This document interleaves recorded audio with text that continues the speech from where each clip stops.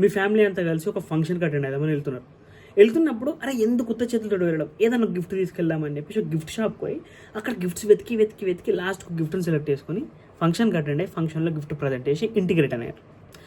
ఇప్పుడు మీరు ఒకసారి ఎప్పుడన్నా ఆలోచించరా అసలు మేము ప్రజెంట్ చేసిన గిఫ్ట్ అసలు వాళ్ళు యూజ్ చేస్తురా లేదా అని చెప్పి?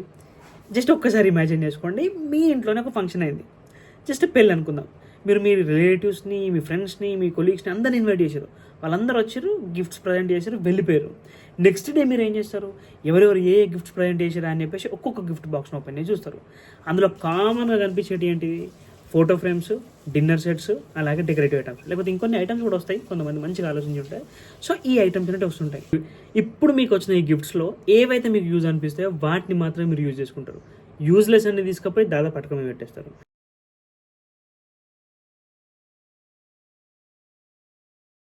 ఇప్పుడు మీరు ఆ ఇమాజినేషన్లోకి వెళ్ళి బయటకు రండి. అంటే మీరు ఇంతకుముందు మీరు ఇచ్చిన గిఫ్ట్ కూడా ఈధర్ యూజ్ అన్న చేస్తారు, లేకపోతే అటకమైన వాడేస్తారు. అందుకే నేను చెప్పేది ఏంటి అని అంటే, మీరు ఇచ్చే గిఫ్ట్స్ ఎక్కువ శాతం అటక మీదకి పోకుండా ఉండాలి అని అంటే ఏం లేదు, మీరు యూజ్లెస్ గిఫ్ట్స్ ఇవ్వకండి. అంటే డిన్నర్ సెట్స్, ఫోటో ఫ్రేమ్స్, లేకపోతే డెకరేటివ్ ఐటమ్స్. ఎందుకంటే ఇవి అందరు ఇస్తారు. పెళ్ళికి వచ్చిన వాళ్ళు కానీ లేకపోతే ఏ ఫంక్షన్కి వచ్చిన వాళ్ళు కూడా ఇవే ఐటమ్స్ కామన్గా ఇస్తారు. ఇవన్నీ ఎక్కువైపోయినాయి అంటే ఎవ్వరు కూడా యూజ్ చేయనియరు.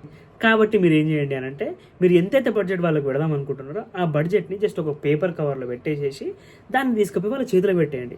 లేదు అక్కడ కట్నం చదివించాలంటే ఆ కట్నం చదివించే వాళ్ళకి ఇచ్చేసేయండి. ఖతం. వాళ్ళే అప్పుడు వాళ్ళకి ఏదైతే అవసరం ఉంటుందో ఆ వస్తువుని వాళ్ళే కొనుక్కుంటారు. ఇప్పుడు మీకు ఈ కాన్సెప్ట్ కనుక మంచిగా అనిపిస్తే మనీకి ఇవ్వాలా లేకపోతే గిఫ్ట్ ఇవ్వాలా అని చెప్పి కామెంట్ బాక్స్లో కమెంట్ చేయండి ఒకసారి.